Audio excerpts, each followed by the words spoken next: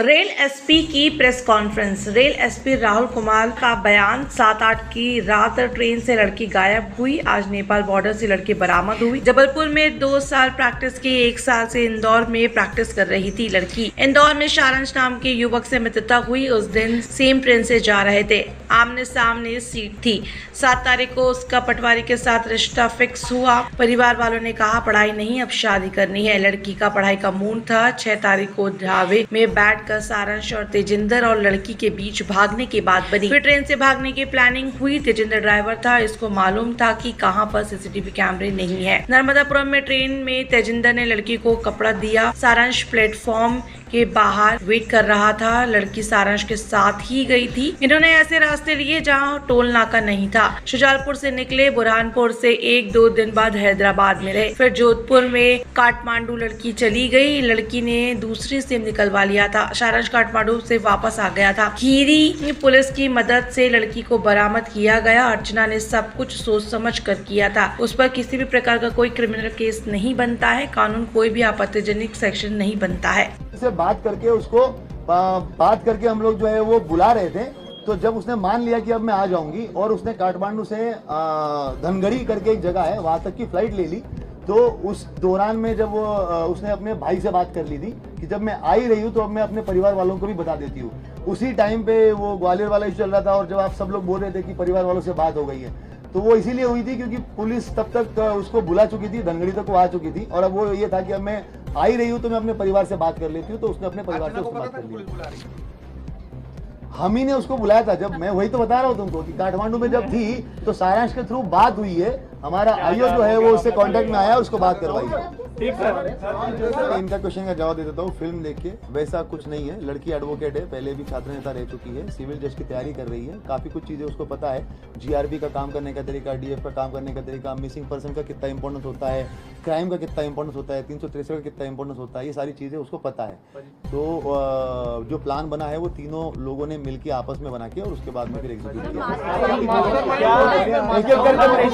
किया। तेजिंदर को कुछ पैसे वैसे दिए थे इन लोगों ने मदद करने के लिए? हाँ, ये तेजिंदर का सवाल पहले जो है मैं इसका जवाब दे देता हूँ। तेजिंदर जो है ये सारांश जब इंदौर में रहता था लगभग 2021-22 के बीच में, तो आमने सामने रहते थे। उस टाइम पे इन लोगों का कुछ पैसों का लेन देन हुआ था। तेजिंदर ने काफी लोगों से उधारियां लेके रखी थी तो उसमें सारांश से लगभग 2 से 2.5 लाख रुपए लिए हुए थे। तो वो जो पैसों का लेन देन था वो उनका चल रहा था। 2.5 लाख रुपए वो दे नहीं रहा था। तो उसी चीज के लिए फिर ये काफी बात होने लग गई। तो ये उसका ड्राइवर बन गया और उसके बाद में फिर उस चीज का कि भाई तुम्हारा जो पैसा दिया उसी में से कुछ निकाल लो। इस तरीके से वो तेजिंदर जो है वो इन्वॉल्व हुआ। राम तोमर वाली बात मैं पहले कंप्लीट कर लेता हूँ। राम तोमर जो है गुमशुदगी वाले मामले में कहीं से कहीं तक इन्वॉल्व नहीं है, मगर राम तोमर की जो पहचान है वो लगभग ग्वालियर जबलपुर में जब लड़की प्रैक्टिस करती थी उस टाइम पे किसी के थ्रू ही लड़की से हमने बातचीत करी है। आप भी अलग से अभी बाद में भी उससे जब भी बातचीत होगी तो जानकारी में आएगा। लड़की का कहना है कि राम तोमर को आज तक उसने चेहरा भी नहीं देखा उसका, मगर राम तोमर उसको लगातार फोन करता था और उसने बीच में 3 से 4 बार उसके टिकट्स बना दिए थे जो एक भी टिकट में वो वापस गई नहीं है। उसका ये कहना था कि तू ग्वालियर आ जा और ग्वालियर में जो है वो प्रैक्टिस कर। वो थोड़ा परेशान थी उससे कि वो बार बार फोन क्यों करता है करके। जब वो ऑफिशियल काम है तब तक तो ठीक है, पर बार बार फोन क्यों करता है। मगर जो गुमशुदगी वाला पार्ट है उससे राम तोमर का कुछ भी लेना देना नहीं है। कोई क्वेश्चन? हाँ,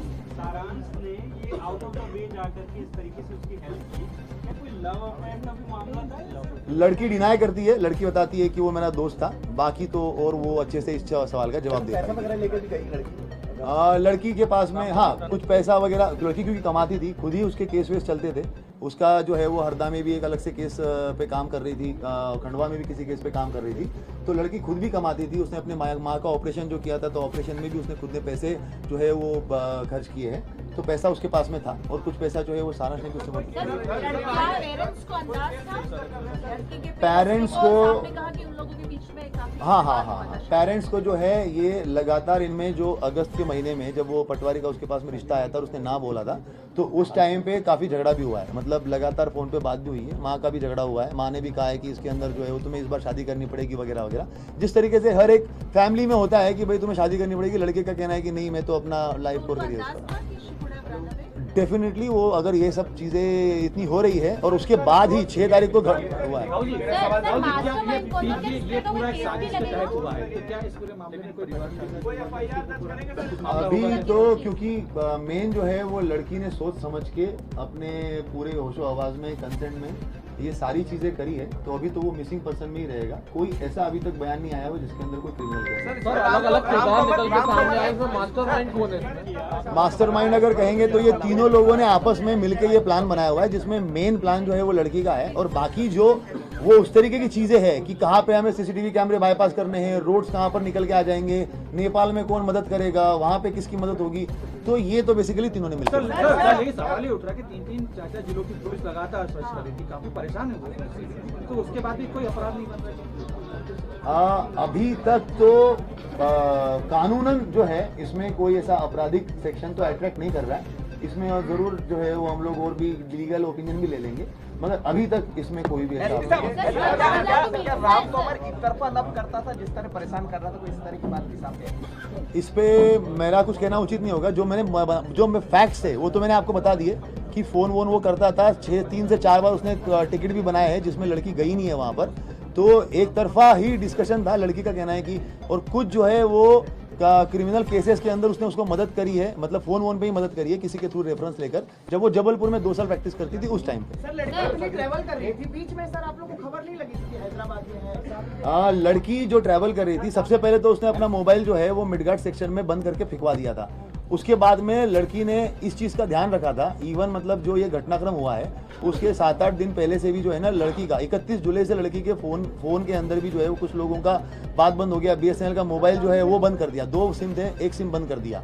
तो उसके बाद जब लड़की यहाँ से निकली है तो लड़की निकलते वक्त भी जो हम लोगों ने CCTV कैमरे भी देखे हैं उसके अंदर भी लड़की ने ये ध्यान रखा हुआ है कि वो गाड़ी के अंदर जो है वो लेटी हुई है, कहीं पे भी गाड़ी के विंडशील्ड में नहीं आ रही है, तो कैमरे में नहीं आई है क्या। मोबाइल फोन भी जो सिम कार्ड भी जो है वो उसने मध्य प्रदेश में कहीं पे भी सिम कार्ड नहीं खरीदा है, ना उसने मोबाइल खरीदा ना उसने सिम कार्ड खरीदा, और जब लड़का भी जो उसके साथ में था उसका मोबाइल वहीं पे रखकर कि भाई वो जो है उसकी लोकेशन लाइव है, दूसरा सिम लेके दूसरा मोबाइल लेके उसके साथ ट्रैवल किया।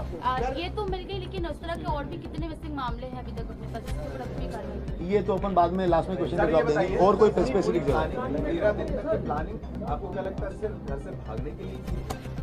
इसकी मतलब लॉजिकली सोचिए, घर से भागने के और भी तरीके होते हैं, लेकिन इतने अलग अलग जगह इतने लोगों को इन्वॉल्व करना सिर्फ घर से भागने के लिए?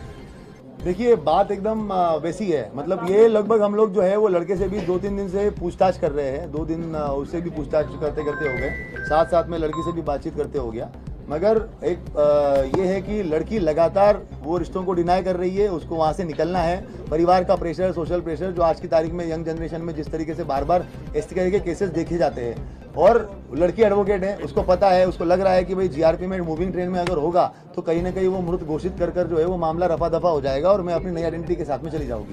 उस तरीके से उसने प्लान बनाया हुआ है। मामला भी उसी तरह का है कि घर वाले जबरदस्ती शादी कराना चाह रहे थे, इसलिए उससे बचने के लिए। और जब ये जो इवॉल्वमेंट हुआ, मतलब इवॉल्व हुआ है मामला, वो तब इवॉल्व हुआ है, उसको एज ए एडवोकेट उसको ये था कि मिसिंग पर्सन रिपोर्ट को कोई बहुत ज्यादा तवज्जो मिलने नहीं वाली है। जब वो मामला तुल पकड़ा, पहले तो वो शुजालपुरी गए थे, वहां पे उन्होंने एक रूम जो है वो रेंट पे भी ले लिया था, मगर जब वो मीडिया में तुल पकड़ा तो उन्होंने बोला कि मध्य प्रदेश छोड़ना पड़ेगा। उस टाइम पे वो डिसाइड हुआ कि मध्य प्रदेश तो छोड़ना पड़ेगा। क्यों?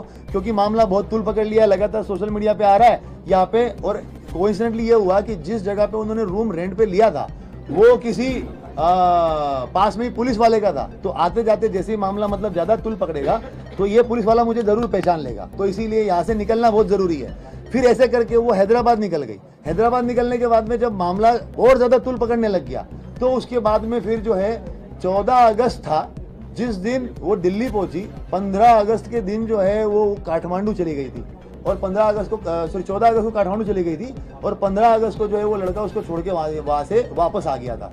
तो ये पूरा जो डेवलपमेंट है 7 तारीख से लेके 14 तारीख तक का है, जो बीच बीच में उन्होंने सोचा है कि नहीं अब इतना हाइप हो गया है, अब इतना ये हो गया है, पूरी पुरजोर तरीके से कोशिश की जा रही है, तो हमें तो अब देश ही छोड़ना पड़ेगा। तो उसके बाद में फिर उसने वो उसने किया, मिसलीड किया, सारे दिन उसने बदले, तमाम तरह की चीजें, पुलिस परेशान होते, तो क्या आपराधिक मामला इस पर नहीं बनता? कोई दबाव है क्या इस पर? मतलब क्यों ऐसा? नहीं, ये आपराधिक मामले के बारे में एज सच जो है इसमें, क्योंकि उसके साथ में कोई गलत घटना नहीं हुई है, वो खुद ही उसके अंदर मिसिंग पर्सन है, कानूनन उसके अंदर अभी तक तो कोई मामला नहीं बनता। मैंने पहले भी कहा, इसमें हम लोग और विधिक राय भी लेंगे, अगर कुछ सेक्शन बनते भी होंगे तो उसके बारे में सोच लेंगे। कितनी टीम हमारी लगी हुई थी, जैसे मैंने पहले कहा था कि हमारे सीसीटीवी फुटेज के लिए टीम लगी थी। लगभग भोपाल से लेके कटनी तक के सारे सीसीटीवी फुटेज हम लोगों ने खंगाले थे, साइबर टीम लगी हुई थी, और साथ साथ में जो मिडघाट और वो सेक्शन में हम लोगों को सर्चिंग करनी थी, उसकी 30 लोगों की एक अलग टीम थी। तो कुल मिला के जो है वो 60-70 लोग हमारे लगातार इस पूरे 10-15 दिन। सारांश पे तब शक हुआ, सीसीटीवी तो मतलब ये है कि मतलब बता ही नहीं सकते, वो कम से कम 400-500 से ऊपर ही होंगे, क्योंकि हर स्टेशन पे 40-50 है सीसीटीवी, सबको निकालना। और सिर्फ स्टेशन नहीं, उनके आउटर एरिया और उनके जो बाहर के कैमरे हैं, मतलब कोई बाहर निकल रहा है तो उसके लिए भी वो भी कैमरे खंगालना। एक सारांश पे कब शक हुआ, ये अच्छा क्वेश्चन है। सारांश का ये था कि जब हम लोगों ने स्टार्टिंग में सबसे पहले जो है वो कोई उसकी डेथ तो नहीं हो गई, ये सब चीजों को हम लोगों ने जब रूल आउट कर लिया, तो मैंने बीच में भी एक बार बाइट दी थी कि हम लोग जो है वो उसको ब्रॉडन करेंगे पूरे सर्च के दायरे को। जब हम लोगों ने 6-7 महीने का पूरा चीजें खंगाली और उसके अंदर जब देखा कि वो किस किस से बात करती थी, सारांश का 2-3 कॉल बहुत लंबे थे, जबकि वो कॉल तो 2-3 ही थे मगर बहुत लंबे थे। जब उसका फिर हम लोगों ने आईपीडीआर निकाला कि ऐसा तो नहीं व्हाट्सएप कॉल से उसने बात करी हो, इसमें हम लोगों ने कटनी पुलिस जो है वो एसपी कटनी के द्वारा भी एक इनपुट दे दिया था उनके साइबर की तरफ से कि एक ये नंबर आया हुआ है, और वो नंबर हमारे इससे मैच हो रहा था, सारांश से मैच हो रहा था। तो जब वो हमें जानकारी मिली कि यार ये लड़का कितनी क्यों बात कर रहा है और अभी तक इसको हमने पूछताछ नहीं कर पाए हैं, ये अभी तक इस दायरे में आया ही नहीं है, जब उसका दायरा बढ़ाया गया इन्वेस्टिगेशन का, और भी मतलब जो है 1 महीने को छोड़ के 6-7 महीने 10 महीने का पूरा रिकॉर्ड लेकर और उसके आईपी एड्रेसेस को लेकर और आईपी एड्रेसेस के बारे में जानकारी ली गई, तब वो सारांश का नंबर आया। और उसके बाद फिर सारांश को हम लोगों ने जब ट्रैक किया तो हमें पता चला कि अरे इस पे ये बात कर रहा था। जब उसको उठा के लाए तो फिर तो चीजें फिर आसान हो गई। ठीक सर, काठमांडू तक पुलिस से संपर्क कैसे किया और कैसे उसको बुलाया, फिर कैसे बरामद? सारांश को जब हम लोगों ने पकड़ लिया, सारांश के पास उसका नंबर जो था, क्योंकि 1 सेकंड, सारांश को जब हम लोगों ने पकड़ा तो क्योंकि काठमांडू में जो है वो उसी का कनेक्शन था, तो उसके बाद उसी से बात करके उसके कनेक्शन से बात की गई, लड़की से कांटेक्ट में आए, लड़की से बात की। जब ये पूरा एपिसोड चल रहा था, उस दिन ग्वालियर वाला भी उस दिन पूरा के पूरा एपिसोड चल रहा था, उसके एक दिन पहले से ही उसी टाइम पे हम लोग लड़की के कांटेक्ट में आ चुके थे कि वो काठमांडू में है। तभी मैं इतने स्ट्रांगली बता भी रहा था कि उसका कोई कनेक्शन नहीं है। और वहां पर जब हम लोगों ने काठमांडू में बात करी और उसको बात करके फिर बुलवाया, वो सारांश के थ्रू बुलवाया, और उसके बाद में फिर जो है वो तेजिंदर के बारे में हम लोग पहले एक बार इन्वेस्टिगेट, वो तो हमारा ये था कि 4थे या 5वें दिन हम लोग केस क्रैक कर चुके थे। हमें ये लग रहा था कि तेजिंदर ही है जिसके साथ लड़की गई है, मगर जब वो दिल्ली पुलिस आ गई तो तेजिंदर हमारा वापस साइडलाइन हो गया। अगर वो दिल्ली पुलिस उस दिन नहीं आती तो हो सकता था कि हम तीसरे दिन ही उस केस को क्रैक कर लेते तेजिंदर को पकड़ के, मगर वो घटनाक्रम ऐसा ही था जिसकी वजह से हम लोग उससे हटे।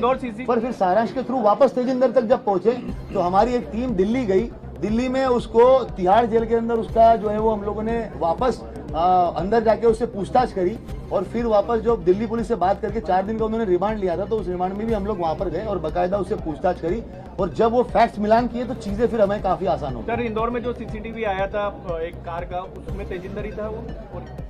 इंदौर में सीसीटीवी आया था जिसमें वो एक बार देखना पड़ेगा, एक बार देखना पड़ेगा। परिजनों से बीच में अर्चना ने, जब आप लोगों ने ट्रेस किया, जो कल बातचीत चली थी, बातचीत की थी या परिजनों को पहले से कुछ अंदाजा? जब हम लोगों ने सारांश को पकड़ लिया था और उसके बाद उस